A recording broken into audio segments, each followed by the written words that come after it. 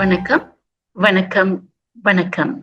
நிகழ்ச்சியை கேட்டுக்கொண்டிருக்கும் அனைத்து நேயர்களுக்கும் நீங்கள் கேட்டுக்கொண்டிருப்பது அமுதமலை. இது ஆனந்தத்தின் அலை. நம்ம இணைந்திருப்பது உங்களுக்கான நேரம் என்ற நிகழ்ச்சி. இந்த நிகழ்ச்சியின் தலைப்பு இனி ஒரு விதி செய்வோம். போன வாரம் சொன்னது போல இந்த வாரம் தலைப்பு மறுபடியும் 16 கலைகள். 16 கலைகளை பத்தி நம்மளுக்கு தெரியும். போன வாரம் நம்ம 2 கலைகளை பத்தி பேசணும். இன்னைக்கு மறுபடியும் இன்னும் 2 கலைகளை பத்தி பார்க்க போறோம். கலைகள் என்றால் போன வாரம் நம்ம விளக்குறது போலவே வாழ்க்கையில நம்ம அனைவருக்கும் 16 கலையோட தான் வந்தோம். அதாவது சொக்க தங்கமாக நம்ம இறைவனோட வந்தோம். அதாவது பிறக்கும் போது என்ன சொல்லுவாங்க, குழந்தைகளும் தெய்வங்களும் சமம் என்று சொல்லுவார்கள் இல்லையா? அப்பனா நம்ம ஒவ்வொருத்தரும் இறைவனுக்கிட்ட இருந்து இந்த பூமிக்கு பிறக்கும் போது நம்ம எல்லாமே எல்லா குணங்களும் நிறைந்து வந்தோம். அதனாலதான் குழந்தைகளை பார்த்தோன்னே, அந்த மழலை முகத்தை பார்த்தோன்னே, அந்த சிரிப்பை கேட்டோன்னே எல்லாத்தையும் மறந்துடுறோம். அவங்க மேல கோவமோ வெறுப்போ வராது. அவர்கள் அழுதாலும் சரி, இல்ல முரண்டு பிடிச்சாலும் சரி, அது ஒரு சந்தோஷமா பார்ப்போம். அவர் மகிழ்ச்சியா பார்ப்போம். இப்படி செய்தே அப்படி செய்தேன்னு சொல்லி அந்த அந்த சந்தோஷம் ஒவ்வொரு முகத்திலையும் வரும்.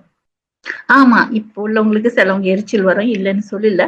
பட் மிக அதிகமான அளவுல உள்ளவங்க அந்த குழந்தை ஏதாச்சும் செஞ்சா அவ்வளவு சந்தோஷம் வரும். அது போலதான் நம்மளுக்கு ஒவ்வொருத்தருக்கும் அந்த கலைகள் இருந்தது. இறைவன் ஒவ்வொருத்தருக்கும், அதாவது ஒவ்வொரு மனிதர்களுக்கும் இறைவன் எல்லாத்தையும் கொடுத்தாரு. அதனால தானே பாட்டு இருக்கிறது, கொடுத்ததெல்லாம் கொடுத்தான். யாருக்காக கொடுத்தான்? சிலவர்களுக்கு மட்டுமா கொடுத்தான்? இல்லை, எல்லாருக்கும் கொடுத்தான். எப்படி கொடுத்தான்? எல்லாருக்கும் சமமாகத்தானே கொடுத்தான். இல்ல பணக்காரங்களுக்கு கூடயும் ஏழைங்களுக்கு குறைவாகவும் கொடுத்தானா? இல்லை. ஆனா அந்த கொடுத்ததை பயன்படுத்த தெரிந்தவன் வாழ்க்கையில் முன்னேறினான். கொடுத்ததை பயன்படுத்த தெரியாதவர்கள் அதை ரொம்ப இழந்தார்கள். கதைகளும் இருக்கிறது. நீங்க அப்புறம் அந்த கதையில கேட்பீங்க. ஒரு பிச்சைக்காரன் தினைக்கும் ஒரு மரத்தடியில இருந்து பிச்சை கேட்பான். அப்புறம் ஒரு நாள் இறந்துட்டான். அவங்க சொன்னாங்க, சரி இவன் இந்த மரத்துல கடித்தெல்லாம் இருப்பான், அந்த மரத்தடியிலே அவனை புதைச்சிடலான்னு மரத்தை தோண்டுனா, அந்த மரத்துக்கு அடிக்கையில நிறைய கடப்பாயில தோண்டும் போது அந்த சத்தம் கேட்டுச்சான். பார்த்தா அங்க செம்புகளும் தங்கங்களும் இருந்துச்சு. அதாவது அவனுக்கே தெரியுதா அவன் எது கீழே உட்காந்துருக்கான்னு. அந்த கதாபாத்திரம் நீங்க கேட்பீங்க. அப்படின்னா நம்மக்குள்ள நம்மளுக்கு என்ன இருக்குன்னே நிறைய பேத்துக்கு தெரியாம இருக்கு. இத்தனை குணங்கள் இருக்கா, இத்தனை பண்புகள் நம்ம வாழ்க்கைய அழகாக ஆக்குமா? பொறுமையாக இருந்தா, நல்ல இனிமையாக பேசினா நம்ம வாழ்க்கை இவ்வளவு நிம்மதியா சந்தோஷமா. எல்லாருக்கும் அமைதி வேணும் அல்லவா? அமைதிக்காகத்தானே எங்கே அமைதி அங்கே எனக்கு ஒரு இடம் வேண்டும் என்று பாடுகிறார்கள். அமைதி எங்கே அமைதி எங்கே என்று தேடு, அப்படிலாம் பாட்டு நிறைய பாட்டு இருக்கு. அமைதியை பத்தி. சந்தோஷம் வேணும், சந்தோஷத்தை இங்க தேடலாமா? அப்ப எல்லாத்துக்கும் நமக்குள்ளதான் இருக்கு பதில், வெளியே எங்கேயும் தேட வேணாம். அதாவது கழுத்துல அரசி கழுத்துல நெக்லஸ போட்டுக்கிட்டு நெக்லஸ் காணோன்னு வாங்கலாம். அதுக்கு ஒண்ணு நல்ல பழமொழி நான் அடிக்கடி கேட்கிற பழமொழி என்னன்னா, ஆட்டை கழுத்துல போட்டுக்கிட்டு அடக்கானோன்னு தேடி சொல்ற கதை தான் நம்ம கதை. கழுத்திலேயே இருக்கு, ஆனா எங்கெங்கயோ தேடுறோம். உள்ளார் இருக்கு, அந்த உள்ளார் உள்ளதை இப்ப வெளியாக்கலாம். ஓகேங்களா? 3வது குணத்தை பத்தி, கலைகளை பத்தி பார்ப்போம். எப்படி சுய மாற்றத்தை, சுய புத்துணர்வை கொண்டு வருவது என்று அதை கேட்போம். அதுக்கப்புறம் அதோட விளக்கங்கள், என்னென்ன வீட்டு பாடம் செய்யலாம், என்னென்ன செயல்ல கொண்டு வரலாம்னு அதுக்கப்புறம் பேசுவோம். வரீங்களா? ஓம் சாந்தி. 16 கலைகள் சீரீஸில் நாம் இன்னைக்கு 3வது கலை, அதாவது மாற்றத்தையும் வளர்ச்சியையும் கொண்டு வரும் கலை, the art of reforming, refreshing and developing. இதை பார்க்கலாம்ப்பா. நம்ம நிறைய பேரை பார்த்துருப்போம். நியூ இயர் ரெசல்யூஷன் அப்படின்னு சொல்லி செய்வாங்க.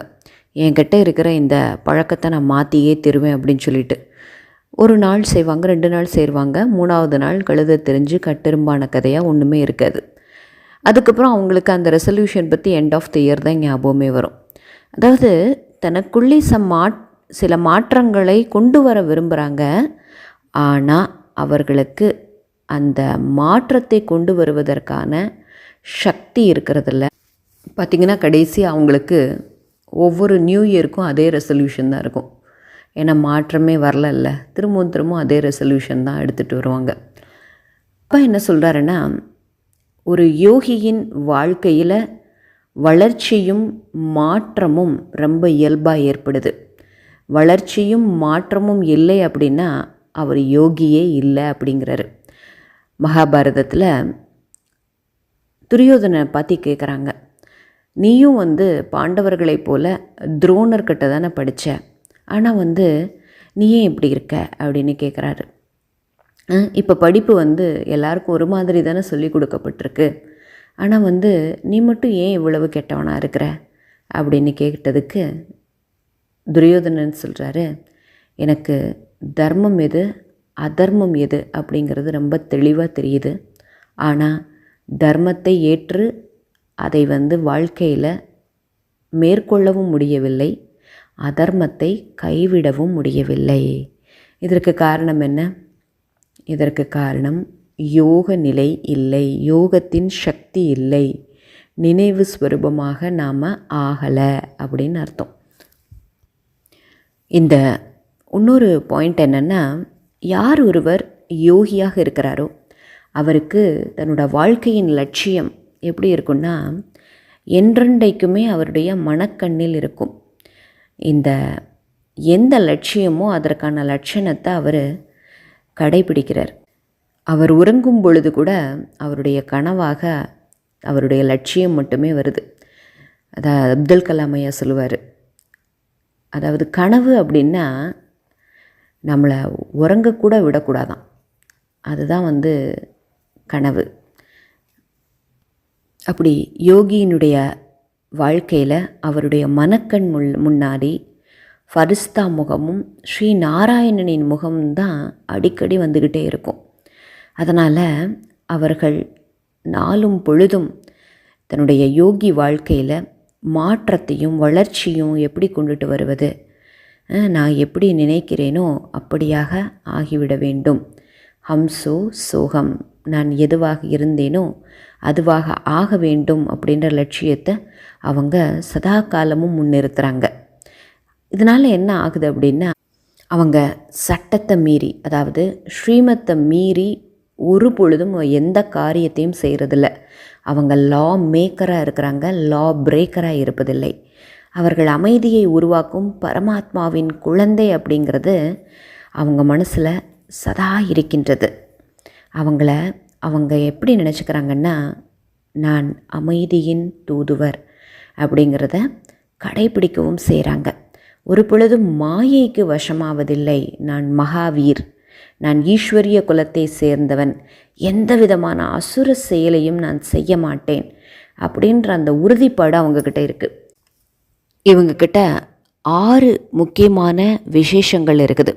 இதன் மூலமாக தன்னுடைய வாழ்வில் மாற்றத்தை கொண்டு வருவது மட்டுமல்லாமல் மற்றவர்களுடைய வாழ்விலும் மாற்றத்தை கொண்டு வர முடியும். அது மொதல் விசேஷம் என்னென்னா, பிறரது நல்லவைகளை மட்டும் பார்க்கிறது மட்டுமல்லாமல் அதை மனசுக்குள்ளே அதை பெருக்கிடுவாங்க.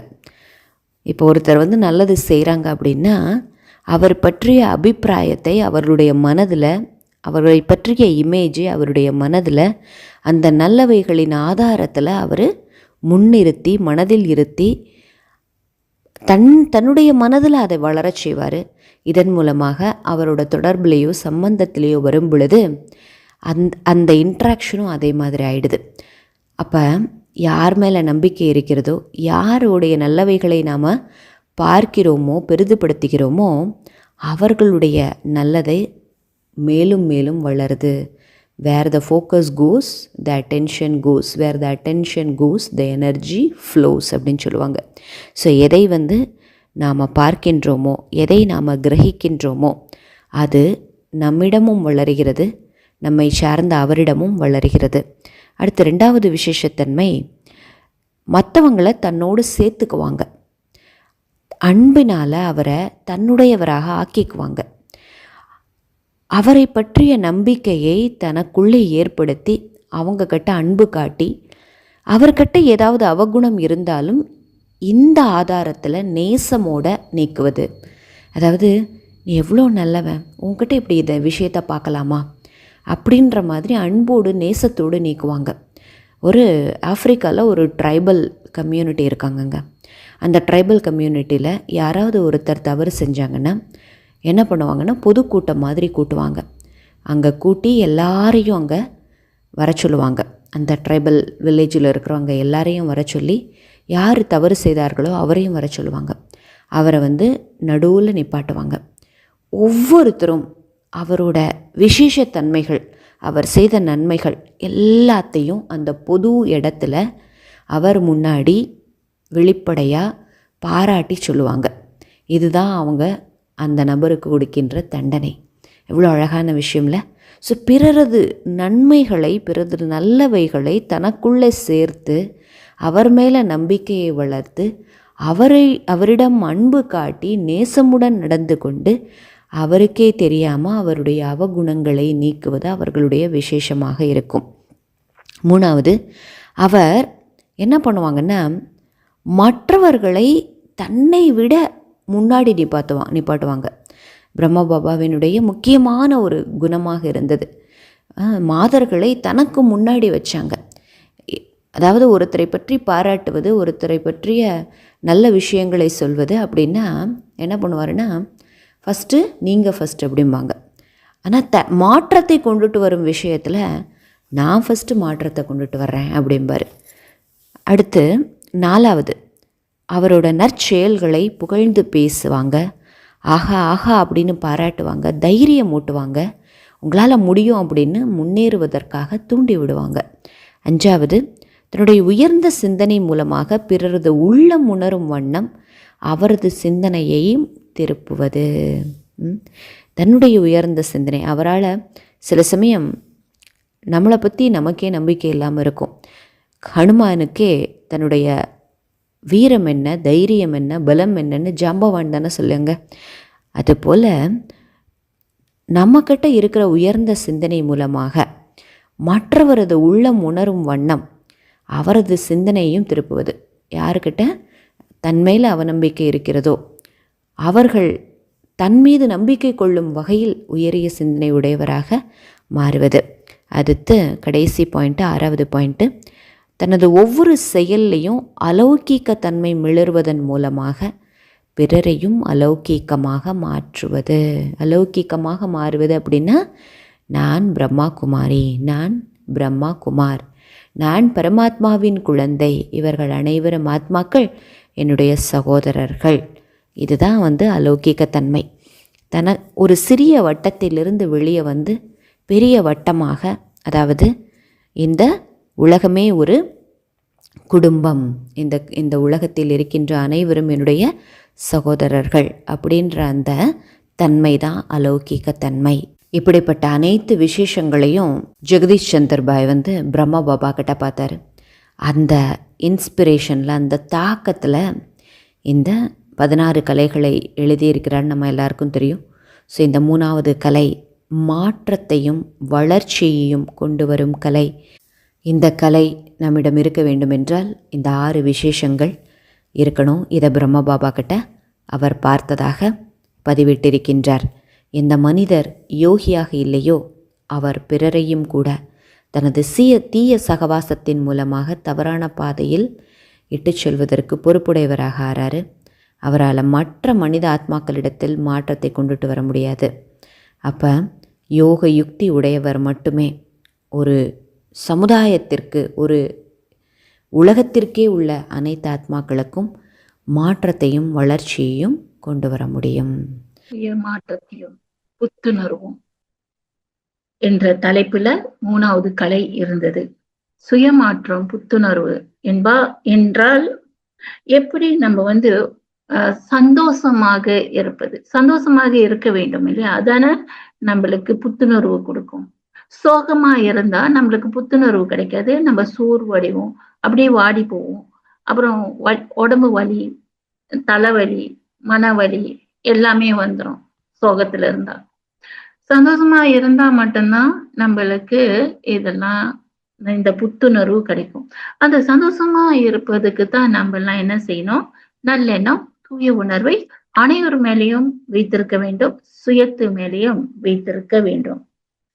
அவங்க சொன்ன மாதிரி பிரம்மபாபா என்பவர் பிரம்மகுமாரி இயக்கத்தை பிரம்மகுமாரி இயக்கத்தை ஸ்தாபித்தவர்.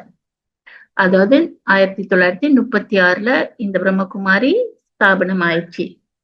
அப்போல இருந்தே அவர் ஒரு பெரிய யோகி என்று சொல்லலாம். சொன்ன மாதிரி நம்ம மாறணும்னா நம்மளுக்கு யோகம் தேவை. நம்ம நல்லா இன்னைக்கு உற்று கவனிச்சோம்னா இன்னைக்கு உலகத்துல யோகத்துக்கு நிறைய ஒரு முக்கியத்துவம் கொடுக்கறாங்க.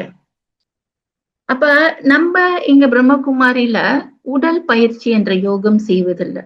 நம்ம தியானம், அதாவது மெடிடேஷன் சொல்லுவோம்.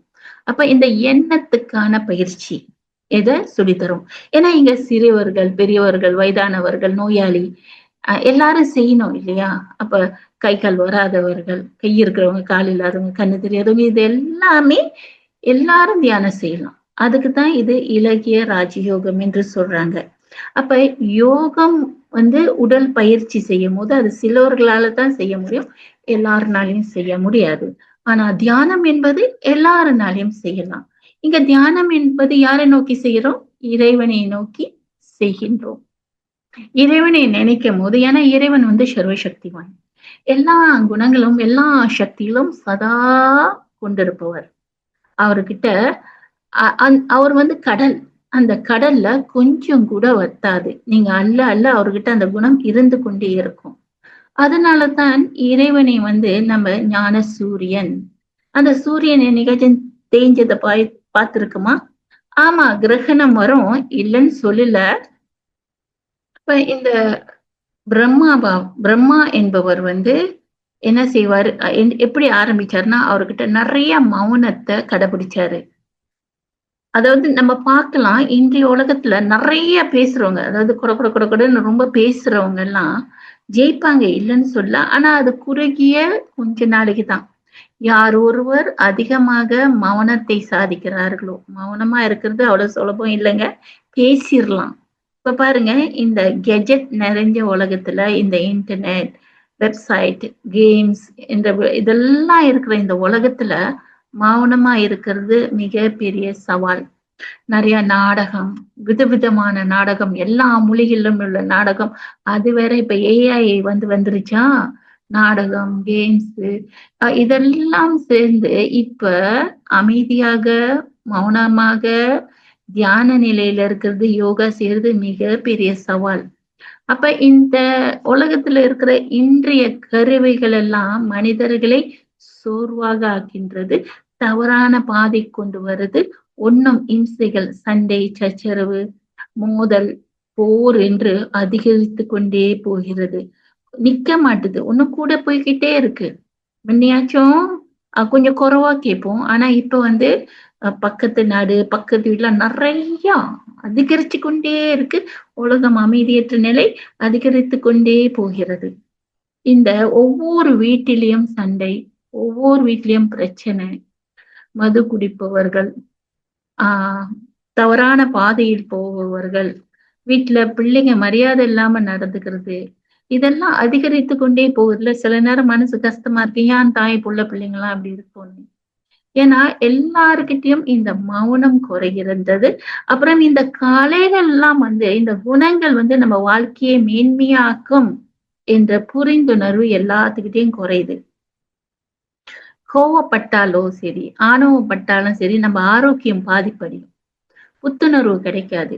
என்ன சொல்லுவாங்க, வாயுட்டு சிரித்தால் நோயுட்டு போவோம் என்று. அப்ப அந்த சிரிக்கிறதுக்கு கூட இப்ப முடியல. அப்ப நம்ம உள்ளார சந்தோஷமா இருக்கும் போது உடல் ஆரோக்கியமா வருமா? அதற்குத்தான் இந்த கலைகளை நம்ம வாழ்க்கையில கத்துக்கொண்டு வளர்க்க வேண்டும். அப்பதான் அது நம்மளுக்கு ஒரு புத்துணர்வு கொடுக்கணும். அந்த புத்துணர்வு இதய பூர்வமா உணரணும். சும்மா வாயில வடை சுடுறதெல்லாம் இல்லை. அதாவது வாய் மூலியமா நான் அமைதியானவன். ஆமா, சொல்வது நல்லதுதான். மந்திரத்தை ஜபிக்கிறோம் இல்லையா, நான் அமைதியானவன், ஸ்ரீராம ஜெயம் என்று இந்த 108 வாட்டி இதெல்லாம் ஓம் சாந்தி, ஓம் சாந்தி, ஓம் சாந்தின்னு 108 வாட்டி சொல்றோம். நல்லது. செய்யலாம். நல்லது. தொடருங்க செய்யறது. ஆனா, அதோட சேர்ந்து நம்ம செய்யறது வேலை செய்யுதா? நம்ம ஓம் சாந்தி, ஓம் சாந்தி என்று 108 வாட்டி சொல்றோமே, அது நம்மளுக்கு சாந்தி குடுக்குதா? சாந்தி வேலை செய்யுதா? ஏன் சாந்தி வேலை செய்ய மாட்டுது? ஏன்னா, நம்ப சொல்லம்போது விழிப்புணர்வோட சொல்லணும்.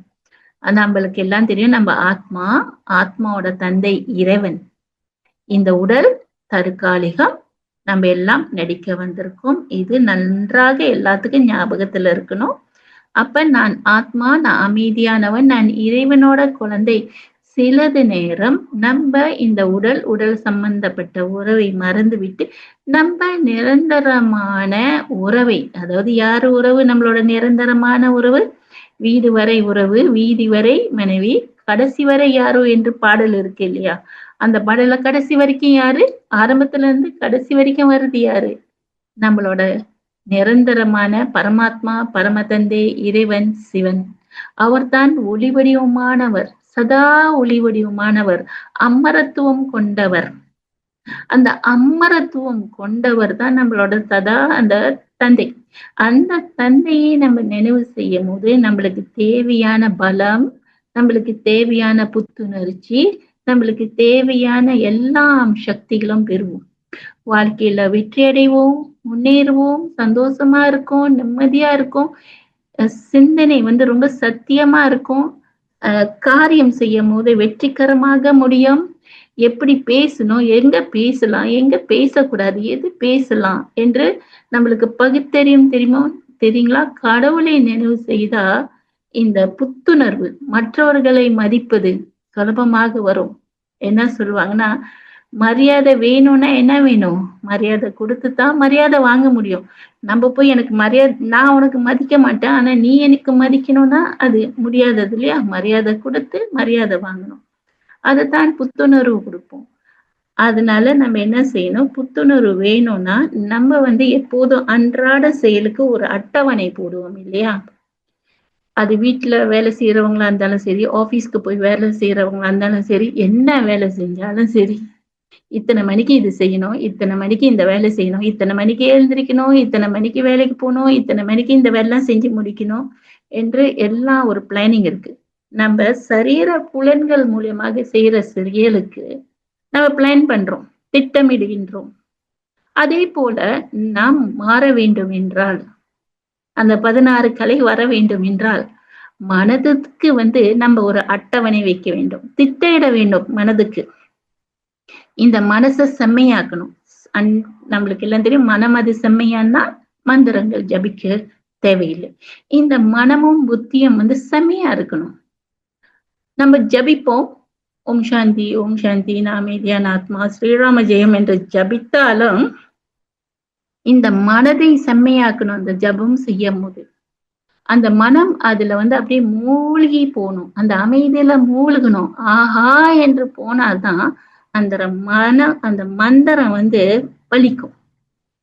வாயால் அதை நம்ம சும்மா வாயால ஓம் சாந்தி, ஓம் சாந்தி, ஸ்ரீராம ஜெயம், ஸ்ரீராம ஜெயம் ஒன்னும் நடக்கும், சிலது கொஞ்சமா நடக்கும். ஆனா மனப்பூர்வமா சொல்லும் போதுதான் அதோட மேஜிக் மந்திரம் நடக்கும், ஒரு அற்புதங்கள் நடக்கும், ஒரு மிரட்டல் நடக்கும். அப்ப அந்த மனப்பூர்வமா சொல்வதுக்கு தான் நம்ம என்ன செய்யணும்? கற்பனை சக்தி வேணும் அல்லவா? அப்ப தியானம் என்றால் என்ன? மனப்பூர்வமாக நம்ம சொல்லுவது.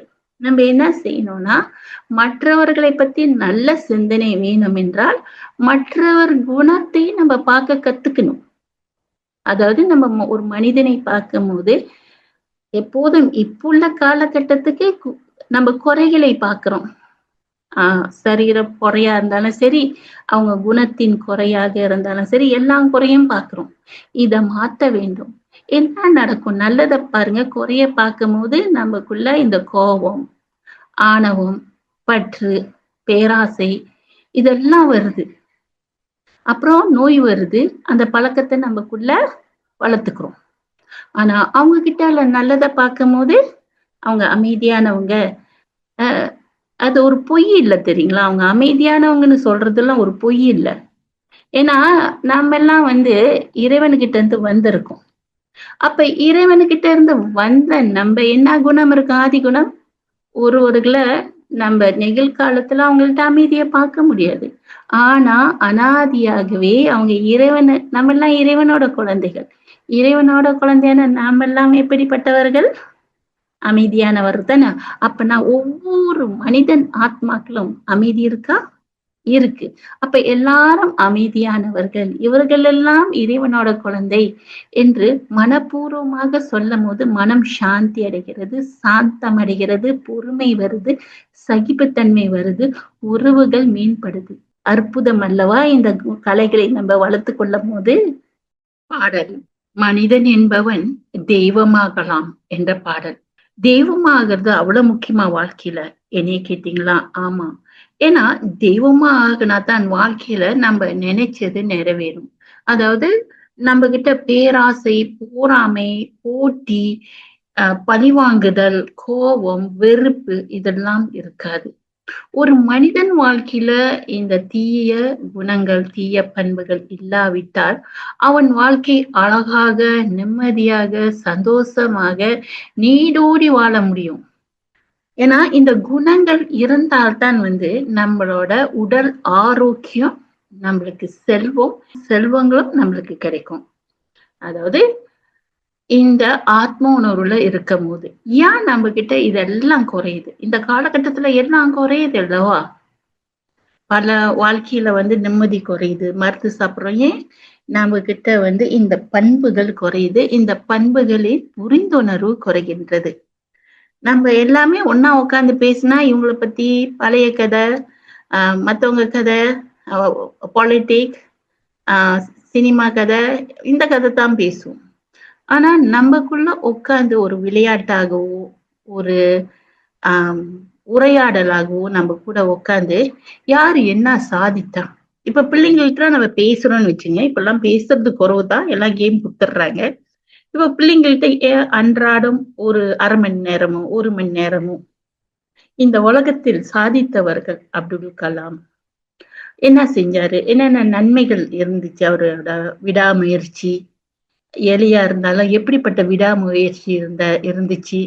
அவருக்கு ஆசைப்பட்ட வேலை கிடைக்கலனாலும் கடைசியில ஒரு சயின்டிஸ்ட் ஆகி என்னென்ன சாதிச்சாரு?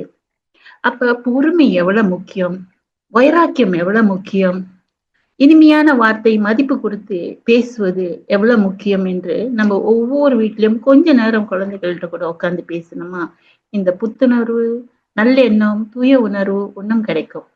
ஒன்னும் அதை பத்தி பேசுறதுக்கு விட்டு அந்த குணங்களை பத்தி நம்ம 4வது கலைக்கு போவோம். 4வது கலை, 3வது கலையே புத்துணர்வின் கலை. 4வது கலை எப்படி சதா நம்மளை சந்தோஷமாகவும் திருப்தியாகவும் வைத்துக் கொள்வது. சுலபம் இல்லதானே? திருப்தியா இருக்கணுமா? திருப்தினா என்னப்பா? எப்படிப்பா திருப்தியா இருக்கிறது? சதா சந்தோஷமா? முடியாதே. இந்த உலகத்துல எங்க சதா சந்தோஷமா இருக்க முடியும்? இப்படிப்பட்ட பிரச்சனை. சந்தோஷமா சிரிச்சுக்கிட்டே இருப்போம், திடீர்னு பார்த்தா ஏதாச்சும் நடந்து சோகம் வந்துடும், சோகத்துல விழுந்துருவோம், வாடி போயிருவோம். சதா எப்படி சந்தோஷமா இருக்கிறது? வாங்க இந்த 4வது கலையை கேட்க. ஓம் சாந்தி. 16 கலைகளின் தொடர்ச்சியில் இன்னைக்கு 4வது கலை. இந்த கலை மனதை சுகமாக வைத்திருக்கும் கலை. The art of keeping happy and contented. இதை பார்க்கலாம். யார் தன்னை மகிழ்ச்சியாக சதா சர்வ காலமும் வைத்து கொள்கிறார்களோ அவர்கள்தான் யோகிகள். இது ஒரு பெரிய கலைன்னே சொல்கிறாரு. யோசிச்சு பாருங்களேன், ஏதோ ஒரு பெரிய அசம்பாவிதம் நடந்துருச்சு. அதுக்கப்புறம் இந்த அசம்பாவிதத்திற்கு காரணமான மக்களை, சூழ்நிலையை, ஏதாவது ஒரு விஷயத்தை மனசு போட்டு திரும்பவும் அசைப்படுது. அதன் மூலமாக நம்ம அந்த மகிழ்ச்சி அப்படின்ற அந்த உணர்விலிருந்து விலகி போய்ட்றோம். ஒரு செகண்டு, இப்பா எதுவும் முக்கியம் இல்லைப்பா, நான் மகிழ்ச்சியாக இருக்கணும், அதுதான் எனக்கு முக்கியம்.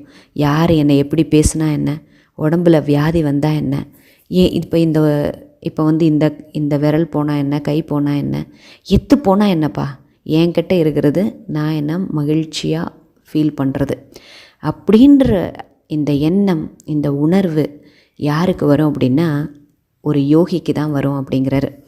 அதாவது மனிதன் வியாதியால் பாதிக்கப்பட்டாலும் சரி, இல்லை ஒரு பிரியமான நண்பர் உறவினரோட மரணம் ஏற்பட்டாலோ, இல்லை வியாபாரத்தில் பெரிய நஷ்டம் ஏற்பட்டாலோ, எந்த ஒரு இக்கட்டான சூழ்நிலை இருந்தால் கூட யாருக்கிட்ட இந்த மனதை சுகமாக வைத்திருக்கும் கலை இருக்கிறதோ அவர்கள் அந்த சூழ்நிலையில் கூட உறுதியாக மலர்ந்த நிலையில் இருக்க முடியும். ஏன்னா அவங்களுக்கு ரொம்ப முக்கியமான விஷயம் என்னென்னா, மனதை சஞ்சலம் அடையாமல் மனதை வந்து சுகமாக வச்சுருக்கிறது. இப்போ பாருங்கள், உடலுக்கு சுகம் வேணும்னா நம்ம என்ன பண்ணுறோம்? நல்ல ஒரு காஸியான ட்ரெஸ் அணிகிறோம். அதே மாதிரி ஒரு நல்ல வீடை கட்டி அங்கே ரொம்ப சுகமாக வாழணும்னு நினைக்கிறோம். நம்ம ஒரு வசதியான ஒரு சூழ்நிலையை உருவாக்கிக்கிறோம். வேலை செய்யும் பொழுது ஒரு கம்ஃபர்ட் இருக்கிற மாதிரி அந்த சாதனங்களை வச்சுக்கிறோம். ஸோ இந்த உடல் சுகமாக இருக்கணுங்கிறதுக்காக நம்ம நிறைய பாடுபடுறோம். ஆனால் எவ்வளோதான் பாடுபட்டு இந்த உடலுக்கு சுகமான கம்ஃபர்ட்டான நிலை கொடுத்திருந்தாலும் மனம் சுகமாக இல்லை என்றால் எதுவுமே யூஸ் இல்லைல்ல. அப்போ மனதை சுகமாக வைத்திருக்கும் கலை என்பது என்னென்னா, இகழ்ச்சி, புகழ்ச்சி, மான அவமானம், லாப நஷ்டம், இது எது ஏற்பட்டாலும் அதை மனதை பாதிக்கப்பட விடாமல் மனதில் ஒரு உயர்ந்த உறுதியான நிலை இருக்கிறது. இப்படி இருக்கிறவங்கள தான் யோகின்னு சொல்ல முடியும். இது வந்து ஒரு கலையாகும். யோசிச்சு பாருங்க, சொல்லுவார், happiness is the birth right of Brahman life அப்படின்னு. இப்போ இந்த பிராமண வாழ்க்கையில் வந்த பிறகும் கூட பெரும்பாலும் நம்ம துக்கத்திலேயே இருந்தோம்னா இதெல்லாம் வாழ்வா அப்படிங்கிறாரு. அவரோட வாழ்வு அவருக்கே ஒரு சுமையாக அமைஞ்சிருது இல்லையா? கழுதையை போல் என் நேரமும் ஏதாவது ஒரு மனபாரம், துன்பத்தின் சுமை இப்படி தான் இருக்குது. இப்போ கழுதை மேலே பொற்காசு மூட்டை ஏற்றி விட்டால் கூட அதனுடைய மதிப்பு தெரியாததுனால, அதை பயன்படுத்த முடியாததுனால அதை பாரமாக அது கருதுது. அதனால் அதுக்கு ஒரு சுமையாக தான் அது அனுபவமாகுது. அப்போது நம்ம இந்த பிராமண வாழ்க்கை கிடைத்த பிறகு, விலை மதிக்க முடியாத செல்வத்தை நாம் அடைந்த பிறகும் கூட நாம் ஒரு கழுதையை போல் அந்த செல்வத்தையும் சுமந்தோம்னா இது என்ன வாழ்க்கை? ஒரு கதை ஞாபகம் வருது. ஒரு பிச்சைக்காரன் இருக்கிறான். அந்த ஊரில் ஒரு பெரிய மரத்தின் அடியில் அமர்ந்து பிச்சை எடுக்கிறான். கிட்டத்தட்ட ஒரு 30 வருஷமாக பிச்சை எடுக்கிறான். ஸோ அந்த ஊரில் இருக்கிற பெரும்பாலான ஜனங்களுக்கு அவனுடைய பரிச்சயம் இருக்கிறது. ஒரு நாள் அவர் சரீரத்தை விட்டுடுறாரு. இந்த ஊரில் இருக்கிறவங்க என்ன நினைக்கிறாங்கன்னா, இப்படி அனாத பணமாக விட்டுறக்கூடாது, என்னதான் இருந்தாலும் நிறைய வருஷமாக இவர் நமக்கு பரிச்சயமானவர், நம்ம கூட பேசி இருக்கிறவர், பழகி இருக்கிறவர் அப்படின்னு சொல்லிட்டு அவருடைய அந்திம சடங்கை நல்லபடியாக பண்ணணும் அப்படின்னு சொல்லிட்டு என்ன பண்ணுறாங்க, சரி அவர் நிறைய காலம் ஸ்பெண்ட் பண்ணது இந்த மரம் தான், ஸோ அந்த மரத்துக்கு அடி தான், ஸோ இங்கேயே நம்ம புதைச்சிடலாம் அப்படின்னு சொல்லிட்டு என்ன நினைக்கிறாங்க, அந்த மரத்துக்கு அடியில் குழி தோண்டுறாங்க. ஒரு அடி 2 அடி கூட தோண்டி இருக்க மாட்டாங்க. டங்குன்னு ஒரு சத்தம் கேட்குது. ஒரு வெண்கல பாத்திரத்தில் இந்த இது பட்டுச்சுன்னா, அந்த கோடாரி பட்டுச்சுன்னா, இந்த கடப்பாறை பட்டுச்சுன்னா என்ன சத்தம் வருமோ அந்த சத்தம் கேட்குது. கடைசியில் பார்த்தா அந்த வெண்கல பாத்திரத்தை வெளியெடுத்து பார்க்குறாங்க. அதில் நவரத்தினங்கள், பொற்காசுகள் எல்லாம் புதைஞ்சு கிடக்கு. பாருங்கள், ஒரு பிச்சைக்காரன் 30 வருஷமாக எதன் மேலே உட்காந்து பிச்சை எடுக்கிறானோ அது தனக்கு தெரிந்திருந்தால் தன்னுடைய வாழ்க்கையே மாற்றி இருந்திருக்கலாம், சுகமாக வாழ்ந்திருந்திருக்கலாம்.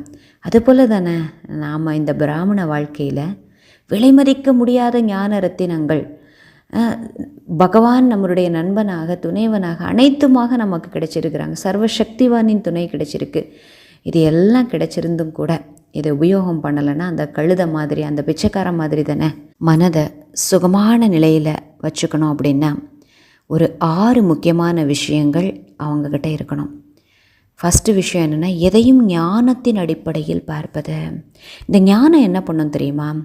மனதில் வருகின்ற அந்த ஒய், வாட், ஹவு, வென், இந்த கொஷின்ஸ், எல்லா கொஷின் மார்க்கையும் லாஜிக்கலாக சால்வ் பண்ணும். அப்போ மனதை நம்ம அமைதிப்படுத்தி விட்டோம் அப்படின்னாலே நம்ம என்ன செய்யணுமோ அதை சிந்திப்பதற்கான சக்தி கிடைச்சிருது. ஸோ ஃபஸ்ட்டு எதையும் ஞானத்தின் அடிப்படையில் பார்ப்பது. 2வது, பிறரை பாராமல் எப்பொழுதும் தன்னிலையை காப்பதோடு சிக்கலான சூழ்நிலையிலையும் தனது நிலையை சரியாக வைத்திருப்பதற்கான லட்சியம் கொள்வது. பிரச்சனை வந்துருச்சு அப்படின்னா ஏன் ஏற்பட்டுச்சு, எதனால் ஏற்பட்டுச்சு, இவரால் தான் ஏற்பட்டுச்சு. அந்த சூழ்நிலை, இப்படிப்பட்ட சூழ்நிலை வந்ததுன்னா யாராலும் எப்படி சமாளிக்க முடியும்? கலங்கித்தான் ஆவாங்க. இப்படி பிரச்சனைகள் மற்றும் சூழ்நிலைகளை பார்க்காமல், பிறரை பார்க்காமல், இந்த பிரச்சனை எப்படிப்பட்ட பிரச்சனை வந்தாலும், யார் என்ன கஷ்டம் கொடுத்தாலும், என்னோட தன்னிலை, இந்த தன்னிலையை நான் எப்படி ஸ்டேபிளாக வச்சுருப்பேன், இதுதான் என்னுடைய லட்சியமாக இருக்கணும் அப்படின்னு 2வது விஷயத்தை பார்ப்பாங்களாம். 3வது, தீமை செய்பவருக்கும் நன்மையே செய்ய வேண்டும்.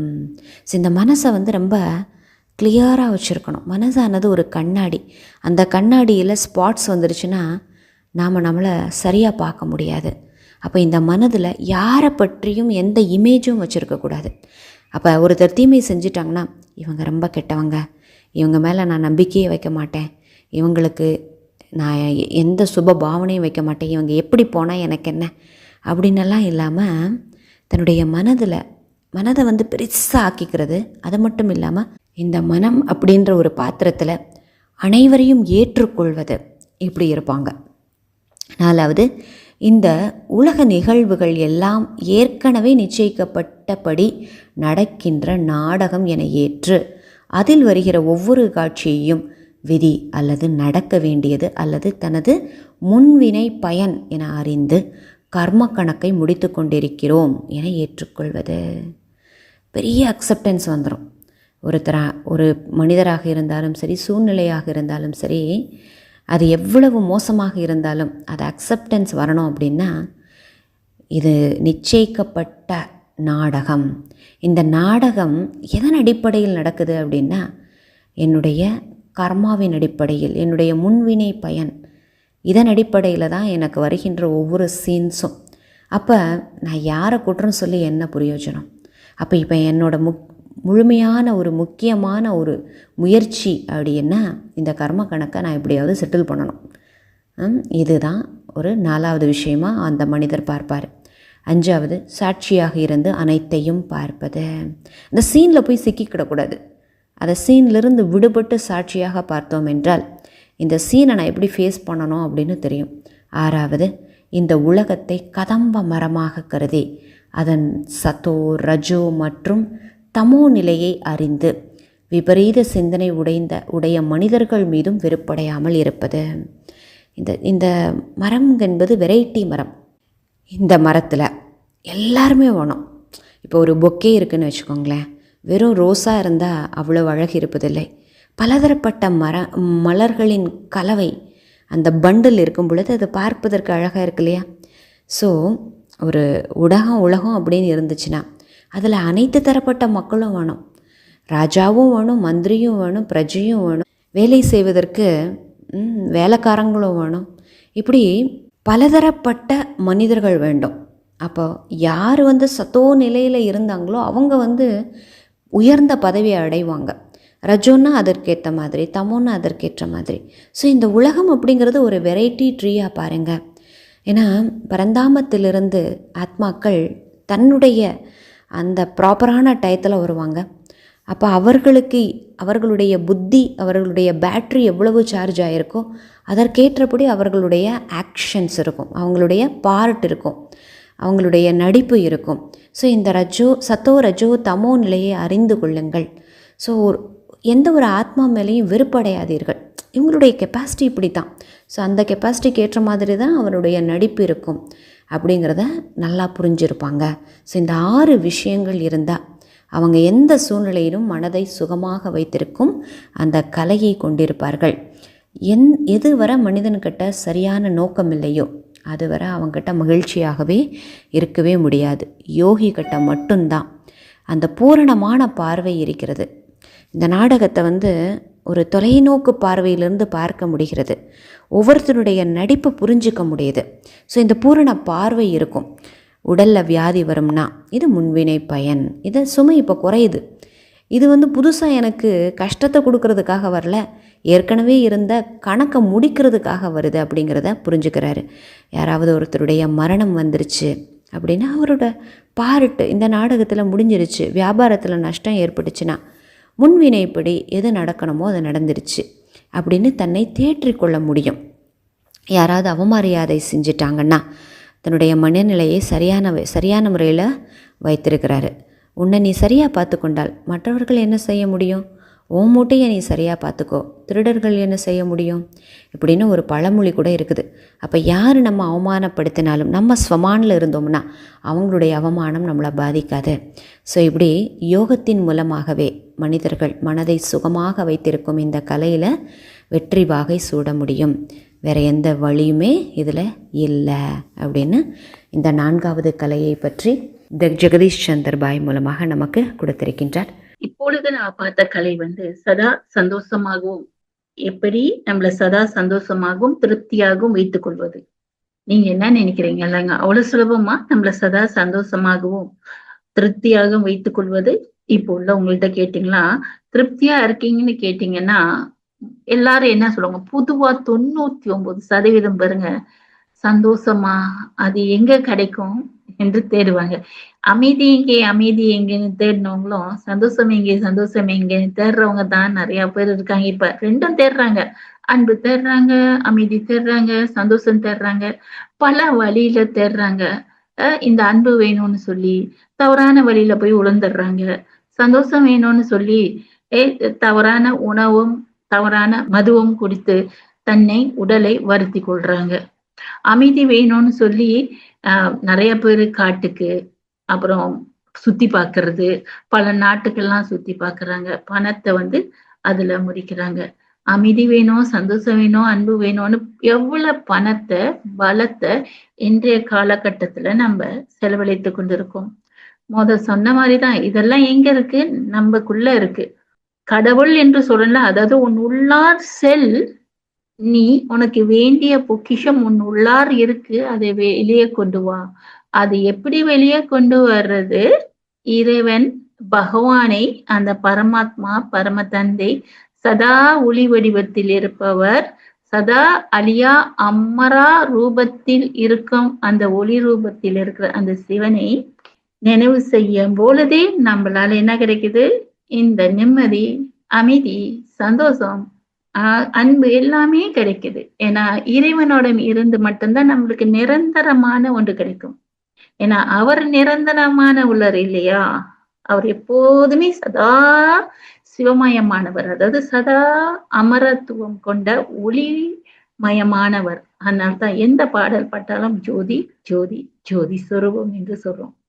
எந்த மதத்திலையும் பார்த்தாலும் அந்த ஜோதியை ஏற்றி வைக்கிறோம். அப்ப இறைவன் ஜோதி வடிவமானவர்.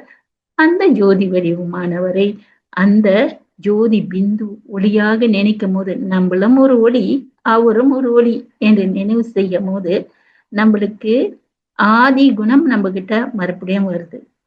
ஒன்னும் இந்த சந்தோஷத்தை பத்தி நான் உங்களுக்கு விளக்குறதுக்கு முன்ன சில வாக்கியங்கள் அவங்க சொல்லியிருப்பாங்க. பிராமண குடும்பம் என்று.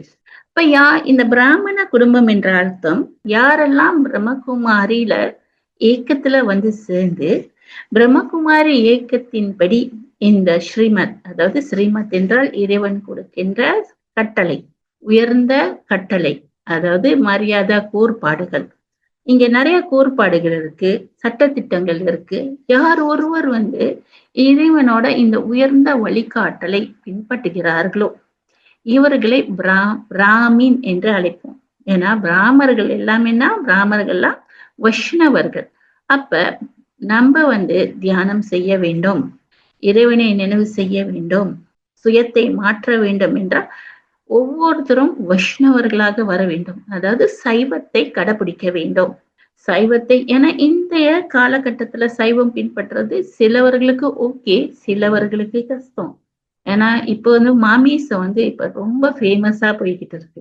சைவம், அந்த சைவத்தை எப்படி சாப்பிடணும்னா இறைவனுக்கு படைத்து விட்டு, அதாவது நம்ம சமயத்திலாம் இருக்குல்ல, சாப்பிட்றதுக்கு முன்ன ஒரு புடி சாப்பாடை சைட்ல வச்சுட்டு இறைவன் இது உங்களுக்காகன்னு சொல்லி வச்சுட்டு அதுக்கப்புறம் நம்ம இறைவனுக்கு நன்றி சொல்லிட்டு, உணவு கொடுத்தவங்களுக்கு, பஞ்சதத்துவங்களுக்கு எல்லாம் நன்றி சொல்லிட்டு அப்புறம் சாப்பிடுவோம்.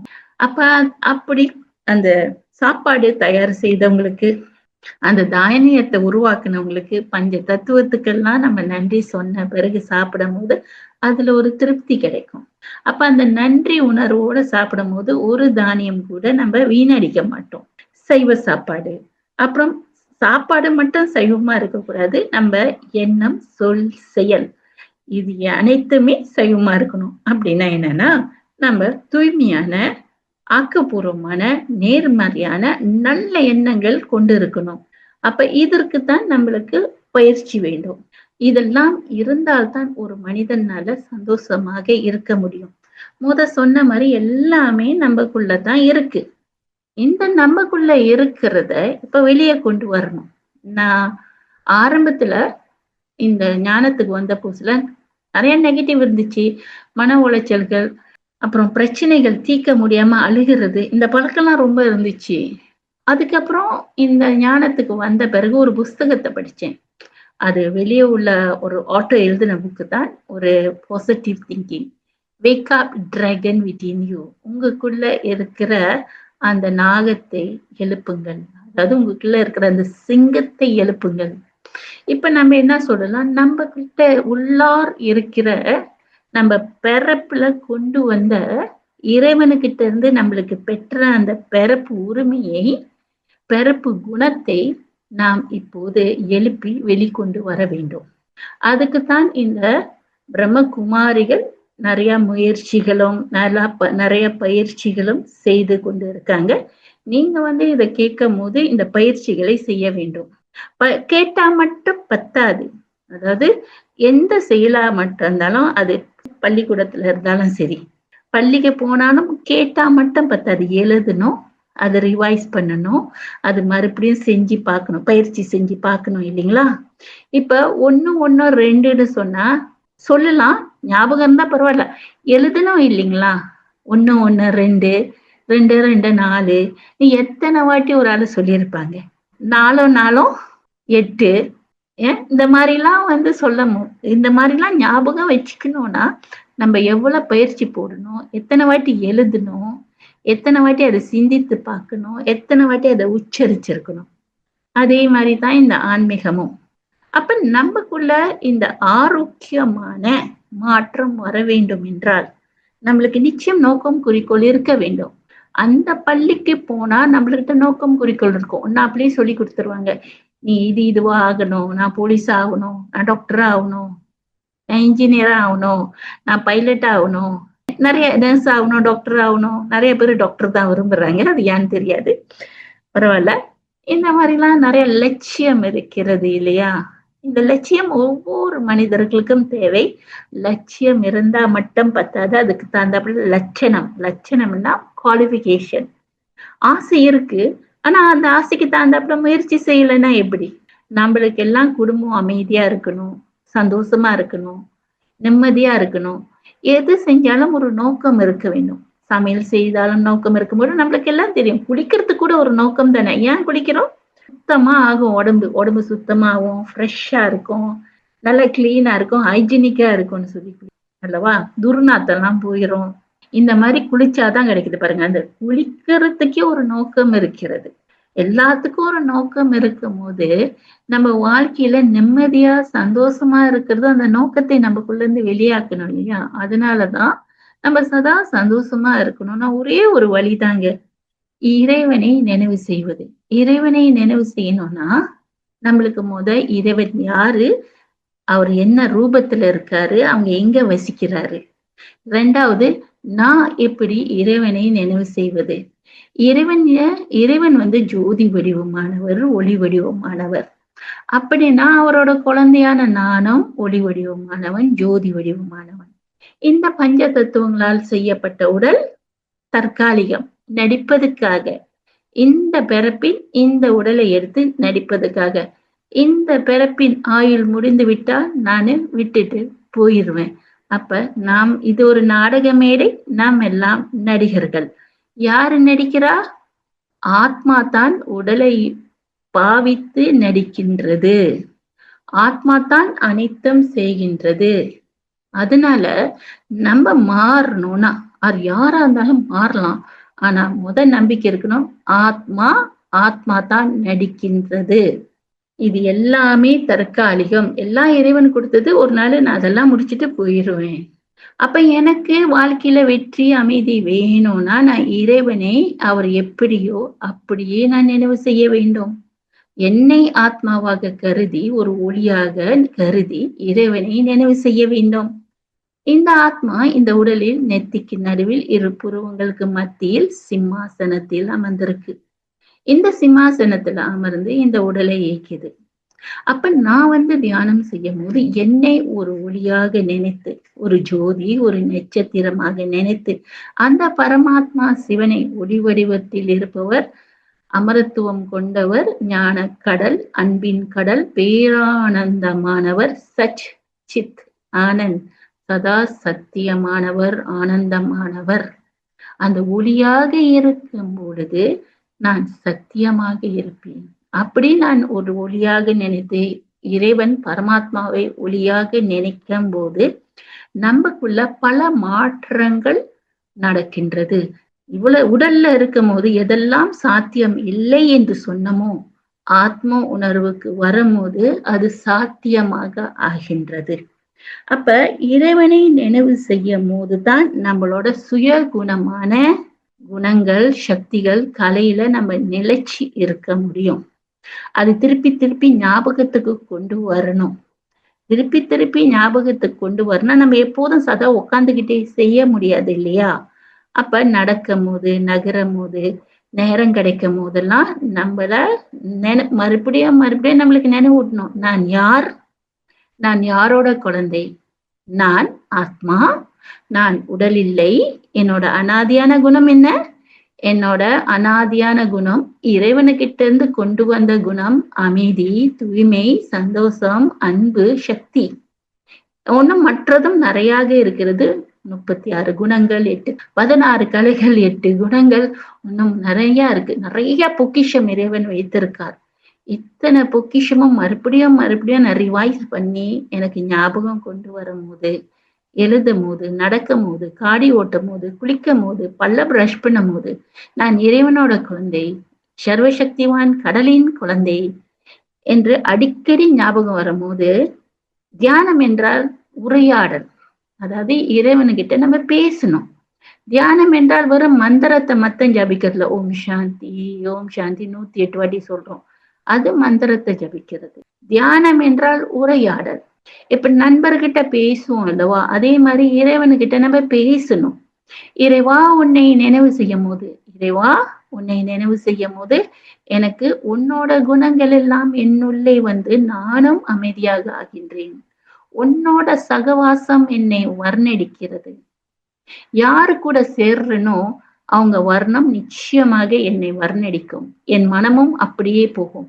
ஆனா அடிக்கடி உன்னை பத்தி சிந்திக்கும் போது, உன் குணங்களை பத்தி சிந்திக்கும் போது என்னோட வாழ்க்கையும் உன் வர்ணம், உன்னோட அழகான வர்ணம் என் மேல் வர்ணிக்கப்படுகிறது. என் வாழ்க்கை நிம்மதியாகவும் சந்தோஷமாக வருகிறது என்று இறைவனுக்கிட்ட உரையாடணும்.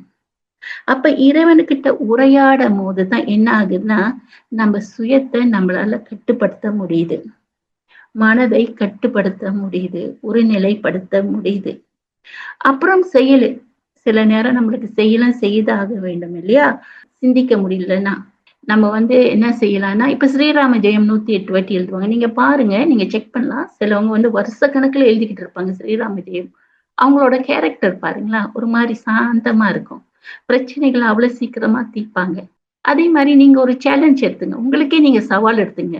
நான் இந்த குணத்தை ஒரு வருடம் முழுவதும் எழுத போகிறேன். சரி, 108 வாட்டி எழுத முடியலையா? பரவாயில்ல. நான் அமைதியான ஆத்மா, என் தந்தை பரமாத்மா. நான் அமைதியான ஆத்மா, என் தந்தை பரமாத்மா என்று நீங்க ஒரு 12, 13 இல்லைன்னா 21 வாட்டி எழுதுங்களேன் ஒரு நாளைக்கு. ஆனா அன்றாடம் எழுதணும். நீங்க ஒரு வருஷத்துக்கு எழுதி பாருங்க. நிச்சயமாக நான் ஆத்மா, நான் அமைதியான ஆத்மா, நான் அமைதியான ஆத்மா, இறைவன் என் குழந்தை என்று அந்த அன்றாடம் எழுதும் போது அதோட தாக்கம் இருக்கு இல்லையா? இந்த மனதை என்ன செய்யும்? அமைதியை கொண்டு வரும். உங்களுக்குள்ள சுய மாற்றம் மெதுவா நடக்கிறது பார்க்கலாம். நிச்சயமா இன்னைக்கு செஞ்சு நாளைக்கு மாறுறது ஒண்ணுமே இல்லை. எல்லாரும் சொல்லுவாங்க, இன்னைக்கு ஒரு மருந்து சாப்பிட்டு நாளைக்கு நீங்க மாறிட்டீங்களா, அது என்னமோ பிரச்சனை இருக்குன்னுவாங்க. மருந்தே என்ன மருந்து எடுத்தாலும் இப்ப சாப்பிட்டு அப்பட மாறுனா அங்க ஏதோ ஒரு பிரச்சனை. இப்ப ட்ரக்ஸ் எல்லாம் எடுத்திருக்காங்கன்னா என்ன செய்யும்? சாப்பிட்டோன்னே இஃபெக்ட் வந்துடும், போதை ஆயிடுவாங்க, தன்னை மறந்துடுவாங்க. பிரச்சனை தானே? ஆனா இறைவனை நினைவு செஞ்சா மெதுவா மாற்றம் நம்மளுக்கு தெரியும். நம்மளால பார்க்க முடியும். அதனால நீங்க உங்களுக்கு சவாலா எடுத்துங்க. சதா சந்தோஷமா இருக்கணுமா? சுயமரியாதையோட இருக்கணுமா? மத்தவங்களுக்கு மரியாதை குடுத்து நம்மளுக்கும் மதிப்பு வேணுமா? திருப்தியா இருக்கணுமா? ஒரு பயிற்சி செஞ்சு பாருங்க. ஒண்ணே ஒண்ணு சின்னதா ஒரு 13, 14 வாட்டி அன்றாடம் நான் அமைதியான ஆத்மா, நான் அமைதியான ஆத்மா. இல்ல மறாநாளு நான் சந்தோஷமான ஆத்மா, நான் சந்தோஷமான ஏன் ஆத்மான்னு சொல்றேன்னா, இதான் நம்ம அனாதியான ரூபம். இப்படி நம்ம சொல்றோம், நிர்வாணமா வந்தோம், நிர்வாணமா போகிறோம் என்று. அப்பன்னா ஒளியாக வந்தேன், ஒளியாக செல்லப் போகிறேன். இன்னொரு உடல்ல ஒளியாகத்தான் போகப் போகிறேன். உடலை எடுத்துட்டு போறது இல்லல்ல. அப்ப அந்த உடல்ல இருக்கிற அந்த மனம் செம்மையாகணும்னா, இது செஞ்சு பாருங்க. நிச்சயம் செம்மையாகும். ட்ரை பண்ணி பார்க்கலாமா? சவால் நம்மளுக்கே குடுத்துக்கலாமா? சரி.